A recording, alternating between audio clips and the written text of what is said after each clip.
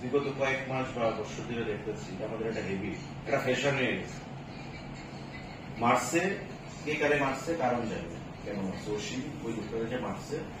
এখানে কেউই আমরা কারণ জানি না। তারপরে যদি মায়েরা থাকে ইনজুরি হচ্ছে, রক্ত পাইছে, অন্যায় করছে, বাজে কাজ করছে, এটাতে আমরা শিখতে থাকি। কিন্তু এর অর্থ কি এই যে আমরা কদিন পর পর রাস্তা অবরোধ করে দিলাম, বা গাড়ি আজকে দিলাম, বা চিফ মিনিস্টার বাড়ির সামনে নিয়ে ফেরা করে রাখলাম, এমডিটিআরডিসি মিটিং করলাম, এমডিটিআরডিসি আমি স্যারের সঙ্গে আছে সকালবেলা কথা হয়েছে তার আগে কিন্তু উনি এর মধ্যে আপনি সাডেনলি খবর পেলাম